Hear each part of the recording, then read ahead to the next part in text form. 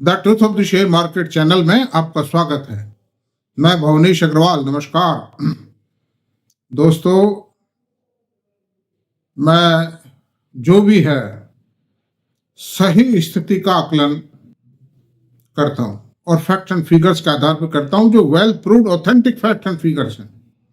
जबानी कुछ नहीं देता हूं और मैं जो कुछ कहता हूं एग्जैक्ट कहता हूं। ये बात सही है कि शेयर बाजार में हो चाहे कहीं भी हो, जो एथिकल जो चीजें हैं, जो फंडामेंटल इफेक्ट्स हैं, either in the positive side और नेगेटिव साइड, उनको इफेक्टिव होने में थोड़ा समय लगता है और इन बिटवीन लोग ये समझ जाते हैं कि मैंने जो कहा था वो व्यर्थ था, बेकार था।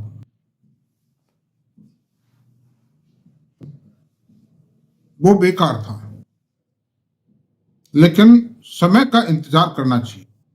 शेयर बाजार के जो परिणाम हैं, जो भी स्ट्रेटजी तय की जाती है, जो पॉलिसी तय की जाती है इन्वेस्टमेंट के लिए, जो सिद्धांत हैं, जो लक्ष्मण रेखाएं हैं, उन लक्ष्मण रेखाओं को जो भी क्रॉस करेगा वो मारा जाएगा। आज नहीं कल मारा जाएगा। उसका नुकसान होना ही होना है। मतलब आप ये मान लीजिए, उसको कोई नहीं बचा सकता है। ठीक है, आप 2-4-5% आपका जो कॉर्पस है उसके 2-4-5% अमाउंट में आप अपना शौक पूरा करने के लिए या आप अपनी महत्वाकांक्षाओं को पूरा करने के लिए आप थोड़ा बहुत कर लीजिए, जो कुछ करना चाहो। मेरी कोई एडवाइस नहीं है, लेकिन ऐसा नहीं सारी पूंजी को गारत में लगा दो आप। मेरा बहुत बड़ा पैसा लगा हुआ है, बाजार भी टूटा हुआ है, लेकिन मेरे माथे पे क्या आपको चिंता की रेखाएं देख रहे हो क्या? एक रूटीन में जितना बाजार में ठीक है 10-5% घट गया, कोई खास बात नहीं, सुधर जाएगा। Because I am holding a very very strong fundamental companies. जो ये ब्लैक हॉर्सेज जो है ना, ये ब्लैक हॉर्सेज मार जाते हैं आदमी को। चलते चलते चलते चलते मान लो आज किसी कंपनी में 50% की ग्रोथ आ रही है, तो आप ठीक है 60-70 का पी रेशियो है, उसका आप होल्ड कीजिए, उसको कोई बात नहीं। लेकिन ऐसी बहुत सी कंपनियां हैं जिनका ना तो पी रेशियो, ना तो ग्रोथ आ रही है, ना ग्रोथ की संभावनाएं हैं, फिर भी उनके पी रेशियो 60-70 है। तो ये बड़े दुख की बात है। खैर, एनीवे, आज हमारा जो चर्चा का विषय होगा मुख्य रूप से, वो चर्चा का विषय ये होगा कि सन 2025 में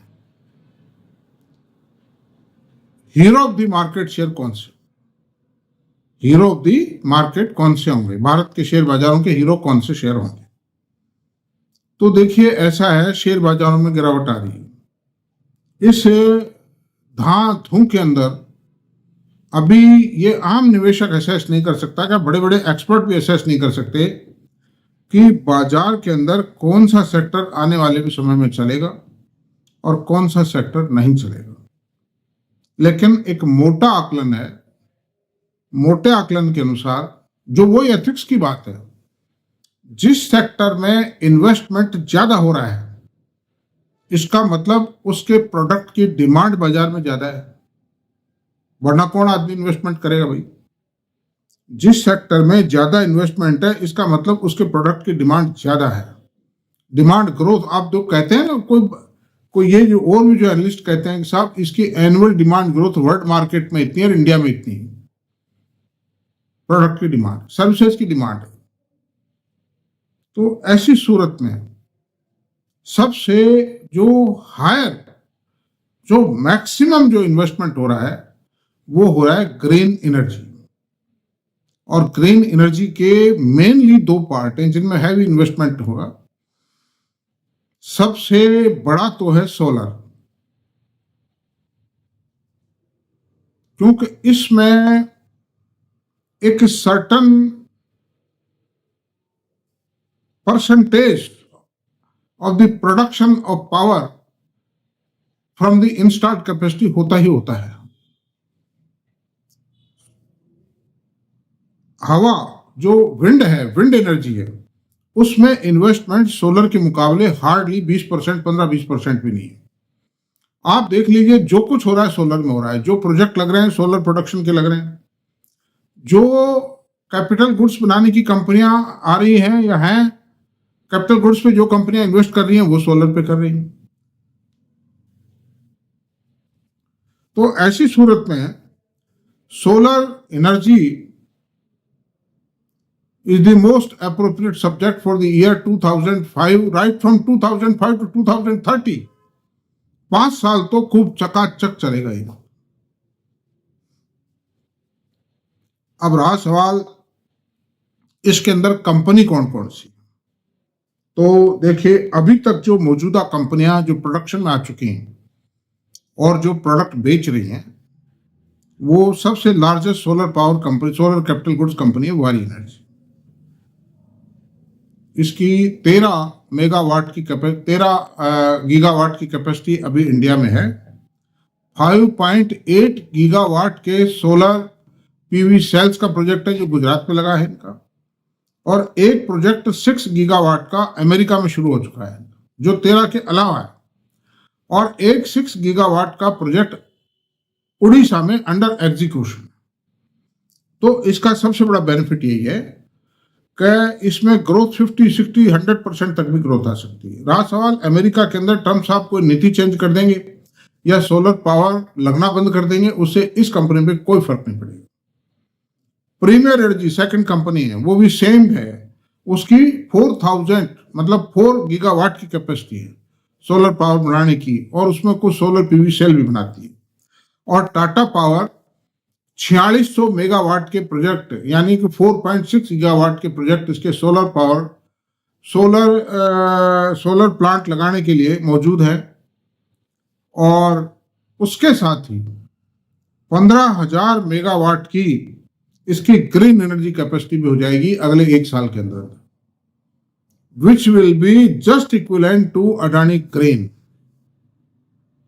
तो अडानी ग्रीन की तुलना में ये शेयर सस्ता है, इसकी इक्विटी छोटी है, हालांकि वन फेस वैल्यू का शेयर है वो, लेकिन इसकी इक्विटी छोटी है। फिर इसके अंदर ट्रांसमिशन लाइंस का काम है। बॉम्बे दिल्ली के अंदर ये पावर डिस्ट्रीब्यूटर भी है, ट्रांसमिशन लाइंस भी हैं, और इसका थर्मल पावर प्रोडक्शन भी है। तो सारे काम हो गए। अनदर थिंग, तो ये तो रही ग्रीन एनर्जी की। आईटी सेक्टर में वो फिक्स कंपनीज हैं, इन्फोसिस है, टीसीएस है, एचसीएल टेक्नो है, विप्रो है, टेक महिंद्रा है, एलटीआई माइंडट्री है, साइंट है, न्यूजेन है, इक्लार्क सर्विसेज है, और एलटीटीएस। ये सब कंपनियां फर्स्ट क्लास हैं। कैपिटल गुड्स में कैपिटल गुड्स इसलिए चलेगा, और खास से पावर रिलेटेड कैपिटल गुड्स चलेगा। वो क्यों चलेगा कि इसमें जब इतना बड़ा पावर सेक्टर में इन्वेस्टमेंट होगा तो power distribution, power regulation, power distribution, transmission and regulation के लिए बहुत ज्यादा सामान चाहिएगा। और उस सामान को बनाने वाली कंपनियां कौन सी हैं? कम्यून्स, केएसबी वाटर, हर घर जल योजना है। वाटर डिस्ट्रीब्यूशन पर गवर्नमेंट का बहुत ज्यादा स्ट्रेस है। तो एक तो केएसबी है, कम्यून्स है, और साहब सीमेंस है, एबीबी है, और किर्लोस्कर ब्रदर्स है, और सीजी पावर है। ये सब कंपनियां आपके कैपिटल गुड्स में चलेंगी। और तीसरा जो सेक्टर है, बैंक एंड एनबीएफसीज। बैंक और एनबीएफसीज में देखिए, बजाज फिनांस जो था, एक करीब 2 साल सुस्त रहने के बाद अब वापस गियरअप कर रहा है। चोलामंडलम के रिजल्ट बहुत शानदार आए, और सुंदरम फाइनेंस के भी रिजल्ट ठीक है। ये 3 रीडिंग कंपनीज हैं एनबीएफसी में, और चौथी जो पूना वाला है वो भी बन रही है, अंडर प्रोसेस है। उसको इनके बराबर नहीं माना जा सकता आज की तारीख में। रहा सवाल जियो फाइनेंस का, जियो फाइनेंस ने अभी तक कोई बिजनेस शुरू नहीं किया है, इसलिए मैं इस कंपनी को अभी फेवर नहीं करता हूं। हालांकि मैनेजमेंट बहुत साउंड होगा, रिलायंस का मुकेश भाई का मैनेजमेंट है, सब कुछ बढ़िया है, लेकिन अभी कंपनी ने अर्न करना शुरू नहीं किया है और कब थोड़ा इक्विटी बनी है, इसलिए वो इस लिस्ट में नहीं है। अब आप आते हैं बैंकों का। बैंक्स में HDFC bank, ICICI bank, axis bank और टेक महिंद्रा और कोटक महिंद्रा बैंक, ये शामिल, ये चलेंगे, घाटा नहीं आएगा इसमें और कुछ न कुछ प्रॉफिट ही रहेगा। ये वापस गियरअप हो रहे हैं क्योंकि RBI की जो रेट घट रही है, गवर्नमेंट भी जो ये प्रोजेक्ट लगेंगे, इतने ज्यादा प्रोजेक्ट लगेंगे, तो उससे क्या है कि क्रेडिट ऑफटेक बढ़ेगा, बैंकों की लेंडिंग बढ़ेगी, क्रेडिट डिमांड बढ़ेगी बाजार में। तो अंडर और ये जो ये डूबने वाला सेक्टर नहीं है ग्रीन एनर्जी का, तो इनकी जो सिक्योर्ड फाइनेंसिंग होगी। दूसरी बात क्या है कि पर कैपिटल इनकम बढ़ रही है, GDP बढ़ रही है, पर कैपिटा इनकम बढ़ रही है। पर कैपिटा इनकम बढ़ेगी तो डिस्क्रिशनरीज की डिमांड बढ़ेगी, कार की बढ़ेगी, स्कूटर मोटरसाइकिल की बढ़ेगी, आपके टीवी फ्रिज की बढ़ेगी, वॉशिंग मशीन की बढ़ेगी, डिस्क्रिशनरीज है। उससे क्या होगा कि इनका रिटेल जो फाइनेंसिंग होगा उसमें भी चमक आएगी। और हालांकि हाउसिंग थोड़ा सैचुरेशन पे पहुंच गया है, लेकिन हाउसिंग भी डिमांड तो रहेगी, हाउसिंग ऐसी क्या बात है, ये तो है नहीं निल हो जाएगी, तो उसमें ये सब चीजें और ऐड करते हैं। तो रिटेल एंड कॉर्पोरेट फंडिंग दोनों में डिमांड आएगी, क्रेडिट ऑफटेक बढ़ेगा और उसका फायदा NBFCs को भी होगा। ये जो डिस्क्रिशनरीज के मतलब डिस्क्रिशनरी आइटम्स की डिमांड बढ़ने से। अब मैं आपसे अनादर व्यक्त करता हूं, डाइवर्सिफाइड कंपनीज में रिलायंस बॉटम प्राइस पर है ये, और इसमें रिटेल है, रिटेल सेक्टर का बिजनेस है, टेलीकॉम का बिजनेस है, जो कि टेलीकॉम का जो वैल्यूएशन है ना के बराबर है एक तरह से, पेट्रोकेमिकल है, पेट्रो रिफाइनरी है, और ग्रीन एनर्जी में ये भी बहुत जबरदस्त कदम रखे हैं, जिसमें मैं समझता हूँ 6-8 महीने में प्रोडक्शन आ जाएगा। अच्छा, अब करते हैं अडानी पोर्ट, बहुत मजबूत कंपनी है, अडानी ग्रुप की सबसे बड़ी मजबूत कंपनी है, जिसका पिछले यानी TTM का EBITDA 18,000 करोड़ रुपए है। अडानी ग्रुप का टोटल EBITDA TTM का 86,700 करोड़ रुपए है। उसमें अडानी ग्रुप का, ये अडानी पोर्ट का जो TTM है EBITDA, वो 17,700 करोड़ रुपए, this is 20% the total Adani group, जबकि कंपनी तो 8-10 है। उनमें क्या ये शो करता है, और इसमें कोई रिस्क फैक्टर नहीं है, 60% मार्जिन पे धंधा करते हैं। Another thing,